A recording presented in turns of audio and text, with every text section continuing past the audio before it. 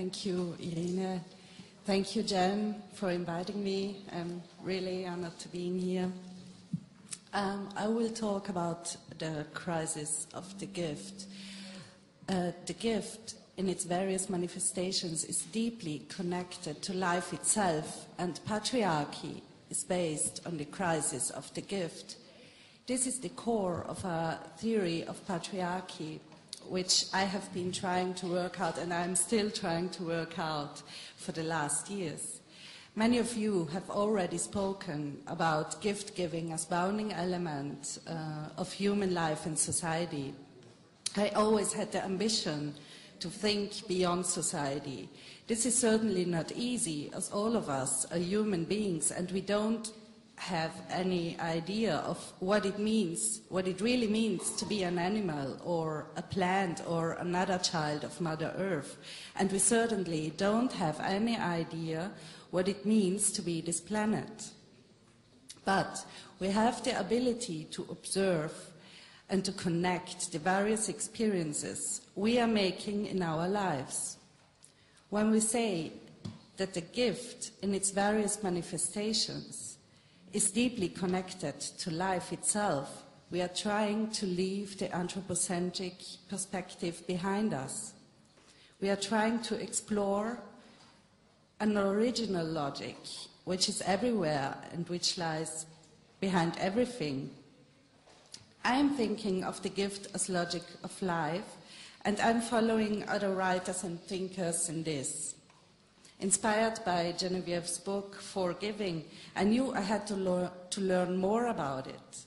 And there were furthermore inspiring books and articles that I could find, and most of them were written by women and indigenous people, and especially by mothers who were gifted by having experienced that gift of life-giving. Most of the academic writers, though, are male, white, and they are patriarchs. They don't care for women, they don't care for mothers, and they don't care for nature. And I must point out that many so-called feminists today ignore and negate mothers and nature too. Many of these writers try to think the gift in its transcendent way, what means that the gift as a life and world-creating principle lies beyond human impact and even imagination. We can experience it, but we can't control it, as it entails a mystery we will never fully understand. I have learned that what we who were born into patriarchy can learn from indigenous and matriarchal worldview is that we have to accept it, the gift, to welcome it, to listen to it, and to pass it on in our own way to our fellow human beings or to all the other beings on this beautiful planet, and of course to the planet Earth.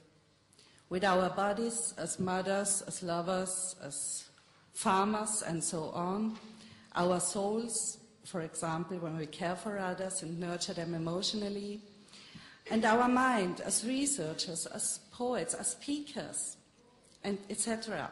There are so many ways we can answer to the various gifts, and we just have to reconnect to this. We just have to discover, to take away what covers it.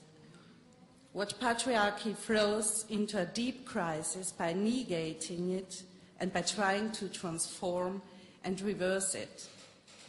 To understand what I mean by talking about the crisis of the gift, it is important to understand my theoretical approach, which is the critical theory of patriarchy. Unfortunately, my book and my articles aren't translated in English or Italian yet, but you can find on the book table some books by Claudia von Berlhof, an English one, and the last one, which is an Italian one, called Nell'età del boomerang. you will learn a little bit of the critical theory of patriarchy then. Well, it was founded by her, by Claudia Wahlhoff, and it is a transdisciplinary approach which is able to deeply analyze the existence of patriarchy and to make us aware of the historical depth of the crisis of our time. The global crisis we are experiencing right now is not only an economical, financial, political or environmental crisis. It is a planetarian one, a crisis which shocks every dimension of life on this planet, and even the planet itself is deeply shocked by it. The critical theory of patriarchy recognizes this crisis as the failure of patriarchal civilization, and especially of the capitalist patriarchy, how we name the latest stage of it. When we are talking about patriarchy, we don't just analyze it as a system of male dominion or rulership over women. We closely look at the roots of this word, pater for father, and arche, the Greek word for dominion, rulership, but also, this is very important, for beginning, origin. If we take this in consideration, we understand what patriarchy really is. It is based on a utopian illusion that the father is the origin of everything. This is the core of patriarchy, this is its mission, its program. As we are living in a world where life is apparently coming out of mothers, we certainly understand that the patriarchal idea of the father as origin of our lives and a world which has been created by an omnipotent father is a utopian one, a life-alienated one. The critical theory of patriarchy shows that this utopia of a mother, nature and giftless world could be materially realized only through creation by destruction. The violent transformation of the given world into what we call an anti-world or an anti-nature, which, following the modern patriarchal conception of the world as mega machine, a term created by Louis Mumford, consists of exchangeable individual parts. Patriarchal religion, technology, politics, and economy are powerful instruments for this mission, and alchemy is its method, as Claudia von Wahlhoff always shows. In characterizing patriarchy as civilization of alchemists, it is not following the principles of mothering, nurturing, gift-giving, and caring or cooperation, as the early alchemy is supposed to be. It is based on mortification. Mors is Latin for death. How Wahlhoff calls, well, mortification is what Wahlhoff calls the crucial step in alchemy, which brings death to matter, which is followed then by the recombination of the individual parts in order to create a new, allegedly higher, better life. Nature and women are the first victims of this process, which operates at all levels of patriarchal civilization. Physicians, scientists, politicians, economists, psychologists, priests, military men, and many more, they all have in common that they are modern alchemists who continuously carry on the creation by destruction. Let me give you a few examples. Women are transformed in allegedly better women as they aren't mothers anymore, but job holders. And they can fully be integrated in what is called human capital. By treating food with toxic chemicals, we don't produce Lebensmittel, as it's called in German, food that nourish us, that gives new energy to our lives. But the products are disease-causing and deadly. And even this planet is getting more and more transformed. our Mother Earth, that giving being has been transformed even in a weapon, how Rosalie Bertell pointed out in her book Planet Earth, the latest weapon of war. That's why Claudia Wallhoff founded a planetary movement for Mother Earth. You will find us on the internet. Well, finally, the transformation of gifts, nature, and life into commodities, machinery, hierarchies, weapons, and money leads to an artificial death. And this artificial death is not followed by new life, like a natural death would be.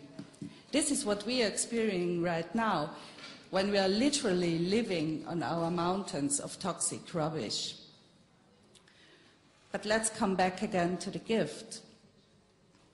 I appreciate the argument, Jen's argument, that the gift paradigm is a way of constructing and interpreting reality that derives from the practice of mothering, and that it therefore is woman-based. It is need-oriented and it is other-oriented. But not only because we are able to speak. As I told you before, I think it's the original logic of life. And there are biologists, for example, Joachim Bauer, a German biologist, who proved that really on the basis of measurable natural chemical reactions in our body, that egoism and opposition are destructive for our health. We need cooperation, we need to be nurtured, and to nurture the other. And when I talk about the other, I'm thinking about everything we can go in connection to. We need it to feel good and to stay sane and healthy.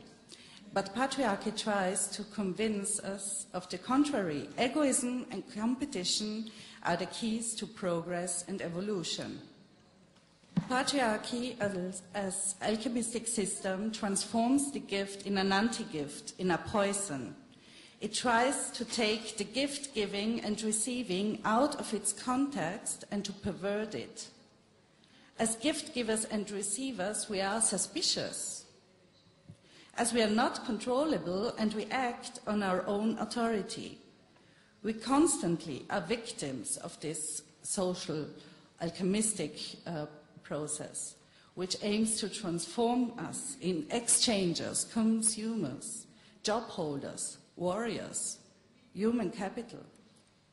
Churches, hospitals, schools, universities, supermarkets, barracks, credit institutes, factories, just to name a few, are alchemistic created wants, artificial and allegedly better male-created mothers.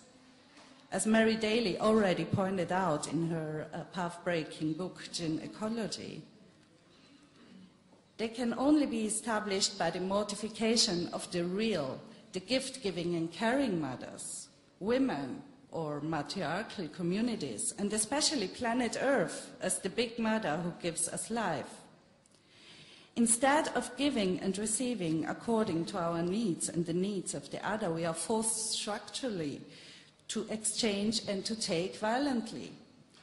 Patriarchy as war system is based on this taking lives, not on life-giving and mothering practices. What we are experiencing now is the fact that this utopia fails. It's not a better, higher life. There is no life without gift-giving and receiving. There is no life without mothers. And there is no life without our Mother Earth.